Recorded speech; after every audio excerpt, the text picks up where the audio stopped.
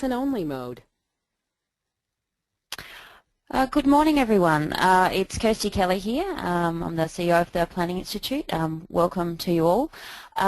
Brendan Nelson will be joining us when he can this morning. He's been delayed at a meeting. We're going to record the session this morning, and so what we're going to do is record the session, and I'll run through the presentation, and then we'll stop the recording and then give you a chance to unmute you and give you a chance to ask your questions verbally if you want. But at any time, if you have a question on a slide that I'm on, just type a message into the little chat box at the bottom, and I'll keep my eye on that, and I'll try and address those as they go through. Hopefully you've all got your worksheet in front of you, and really the purpose of this session is to explain a bit about what we've been doing and where we're going, as well as helping you to fill in the worksheet, which is what, if you were at a face-to-face group, you'd be working through the worksheet. So for this session, you get to do the worksheet in your own time, and we'll use this this presentation just to help to explain how to go through the process.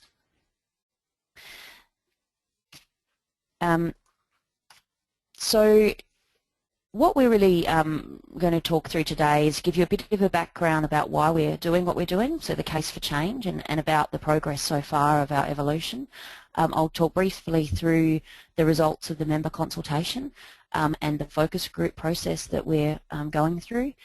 We'll then step through the benchmark review and the preliminary assessment strategies work that we've done, and then talk through the next steps. So I guess to go back to the beginning and the sort of case for change for why we're going through this evolution of PIA. It's been an issue for several years now, and it's been growing in feedback from our members and seeing what's happening out there in the planning world and beyond, where the perception of planners is often quite poor, and that planners, as many of you I'm sure will know, are often blamed for things, often that we have nothing to do with, but that planning is often the scapegoat for many of the problems that we've got going on in our built environment. And likewise, the professional planners are often being sidelined in the debates about the future of our cities and regions, where we have a range of other professions, elected members, and often people who have no planning experience or qualifications that are often out there purporting to be planners and taking the lead in some of the debate. And for that reason, we see that the planning profession really is under threat. And this isn't a problem just in Australia. It's a problem that is happening in many countries around the world. When we talk to our international counterpart organisations, they're facing the same sorts of issues. And so we are looking to tackle those issues, particularly from the perspective of our professional standards. So PIA's current professional standards are not equivalent to the international planning institutes that we work with in countries like the US, the UK, New Zealand, and so we're looking at how we might change our standards so that we're at a more equivalent level to them for reciprocal arrangements, but also looking nationally at what the professional standards are for professional associations. So we've been talking to other professions like Engineers Australia and to the Institute of Architects and other professions around what their professional standards are and where they sit as an organisation.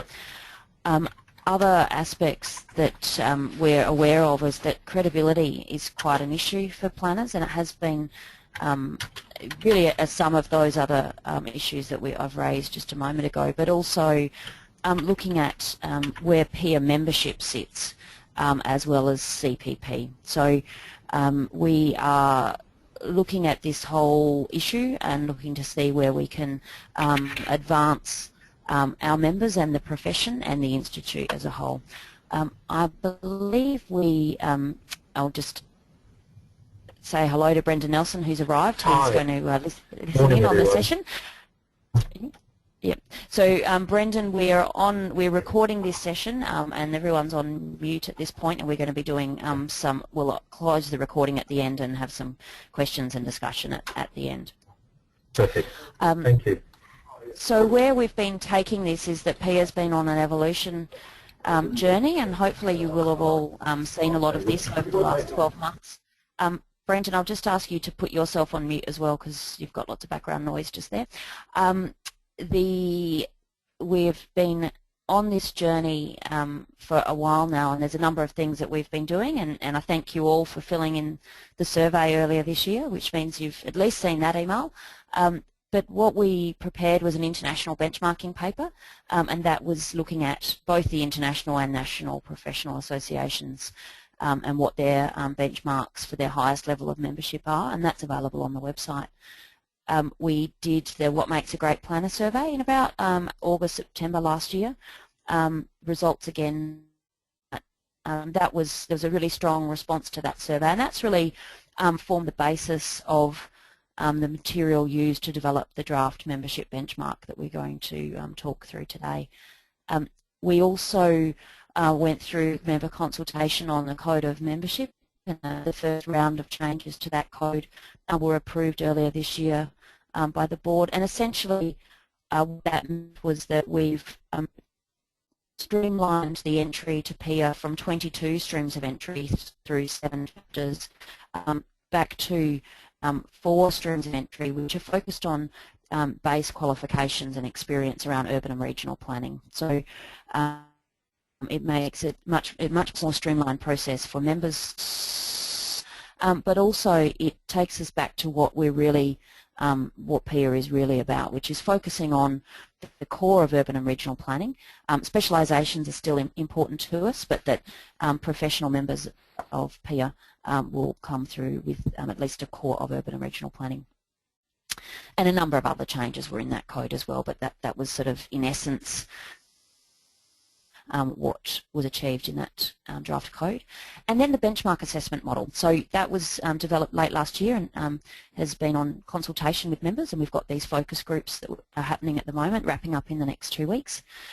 We've split this into 2 parts. The first is looking at the benchmark itself, and that's the bulk of what's in the worksheet in front of you and was in the report by Philip Bonza that was on the website. That you've hopefully had a chance to have a look at. And then the second phase will be actually looking at, well, if that's the benchmark, how do we measure people against the benchmark? So the assessment measures and pathways. We thought it was important to focus on getting the benchmark right first and then look at how we assess against it, noting that as we develop the assessment methods, the benchmark might modify slightly as we, be a fairly iterative process, I'm imagining, with certainly some piloting of it, but that getting the benchmark right was the critical thing up front. What will come after that is once the benchmark is and the assessment pathways are confirmed, that will be updated in the Code of Membership, and there'll be member consultation on that as well.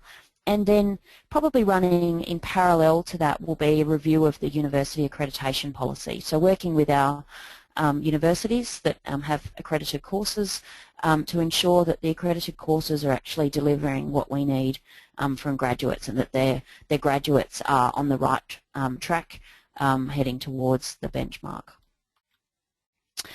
So the survey that went out to members, there's a few stats on it there. There's quite a large number of surveys that we completed, 550.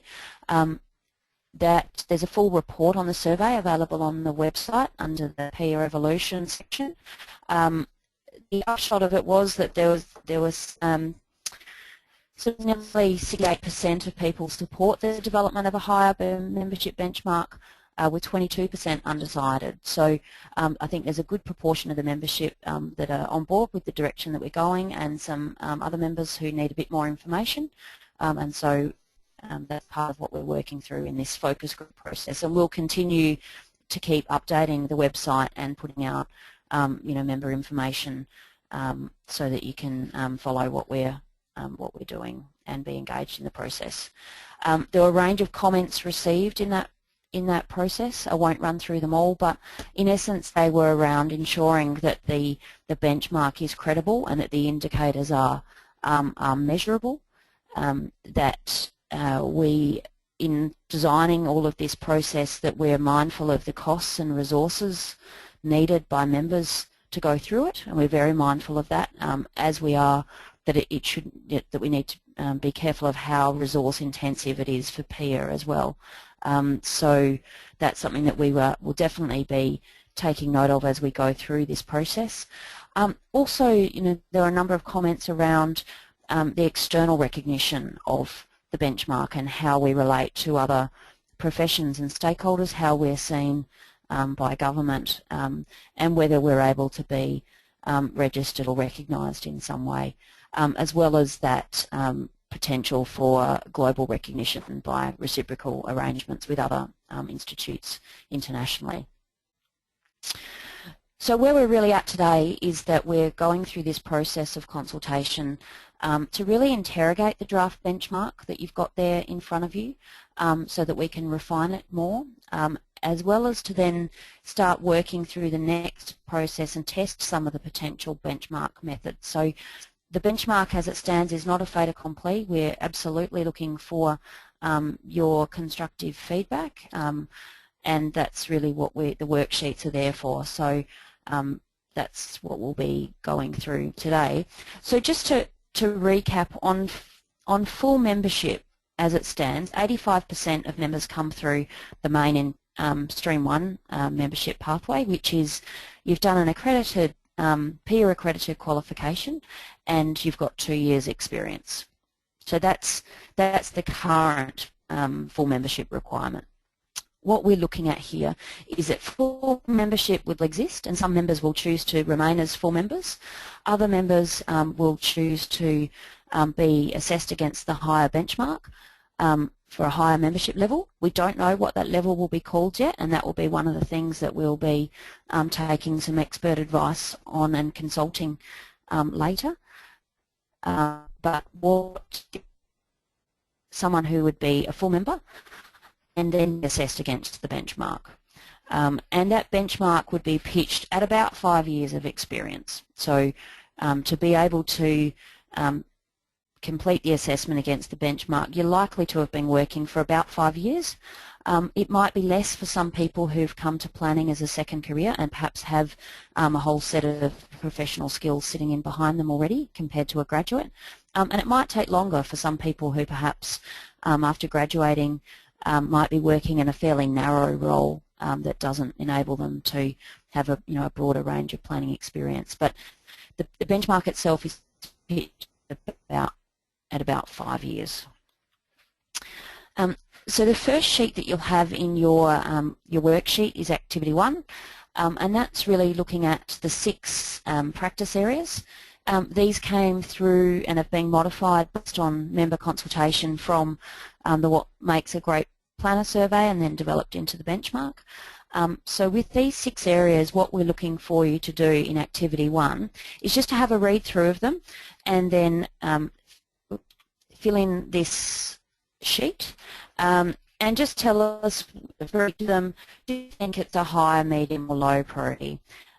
So when you're filling that in, you can rate them all high, all low, all medium, a mixture. It's really up to you. As well as you're filling it in, if you've got any suggestions on the wording, if some of it doesn't make sense to you or you think it could be refined to reflect it better, feel free to scribble all over your worksheet and provide us that feedback. So that's Activity 1. And that's just to sort of really set the scene for the practice areas. We then go into the practice areas themselves and the indicators. So worksheet 2, and this is multiple pages. In the face-to-face workshops, about 20 minutes is allowed for this activity, just so you're aware of timing. You can take longer if you like. You're welcome to do that. With this activity, we're looking to really get some good feedback on the detail of the indicators. So to understand, are they the right indicators? Is the wording of these indicators right? How important do you think they each are? Do you think they're relevant or not? Are there other indicators that you think would be a better way of testing against that practice area?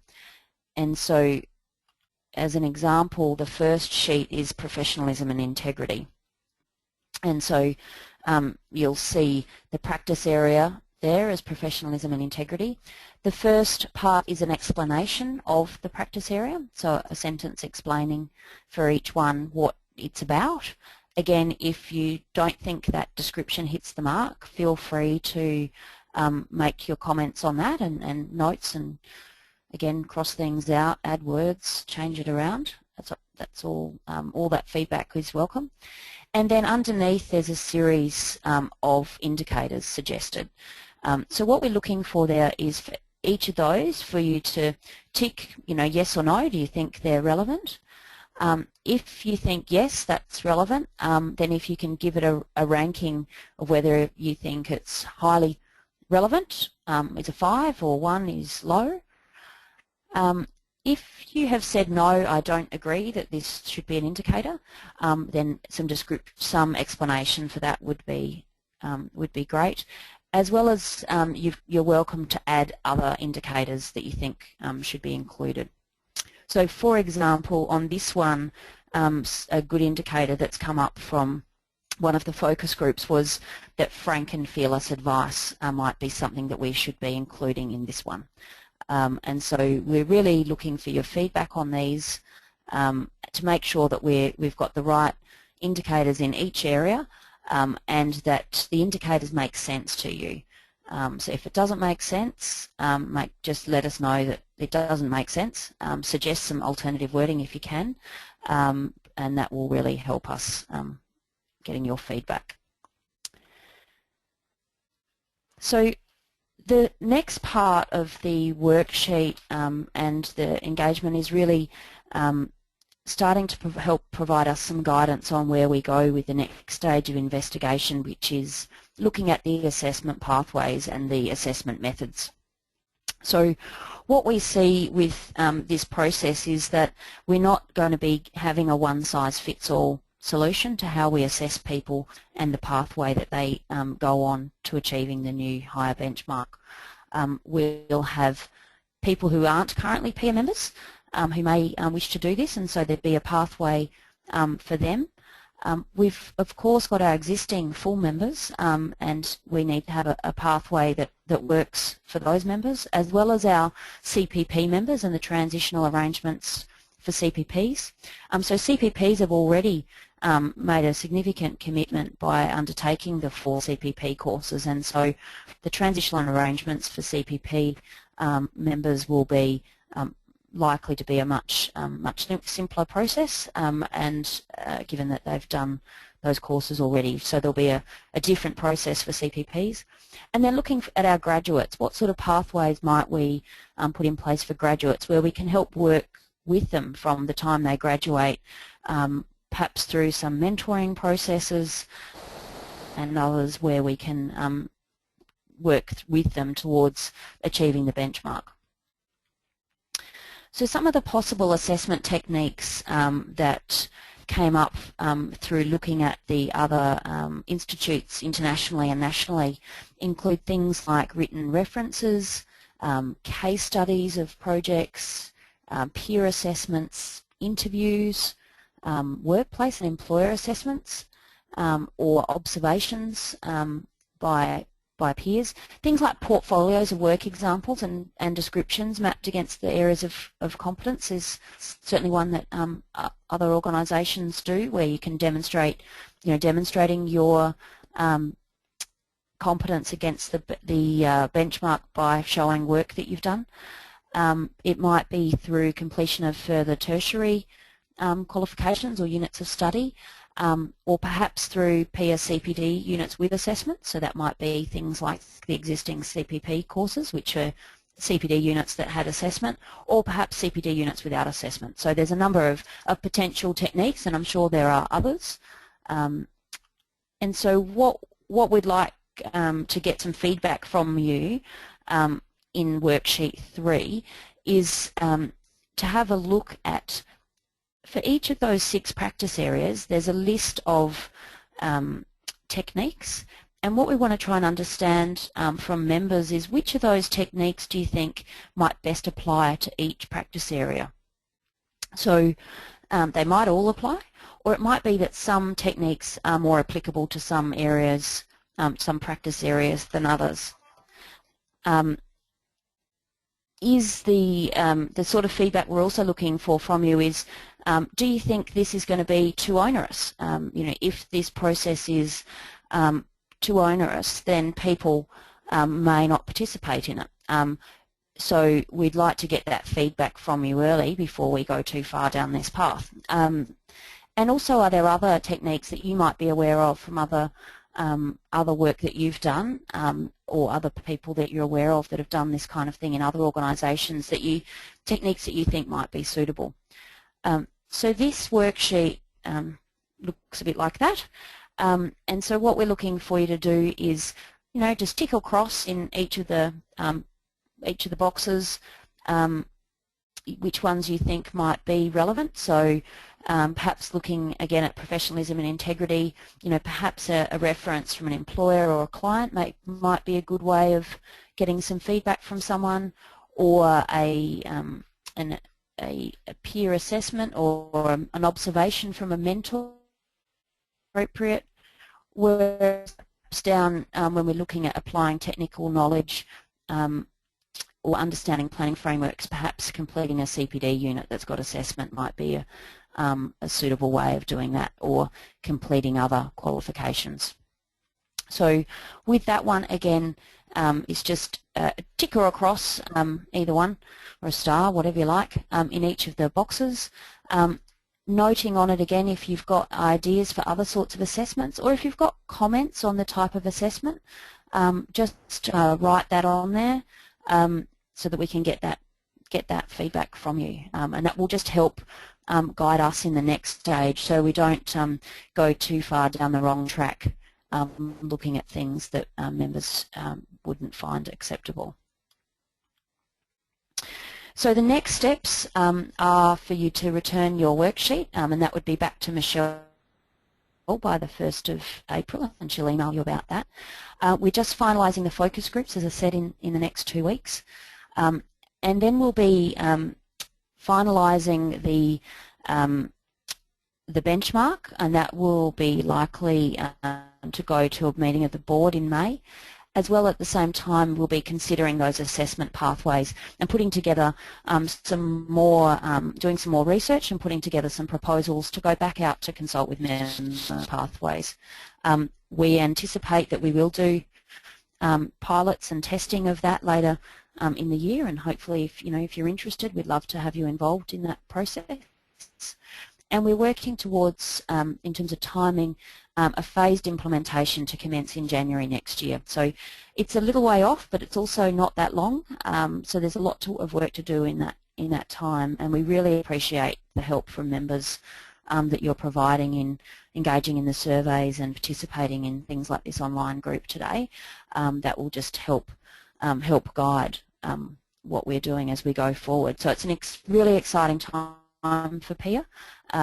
We think that this will help to really strengthen our membership and provide a clear sense of identity for who PEER members are and what PEER is all about, and that will help to position us as a profession and as an institute out there in the community and with government and with industry.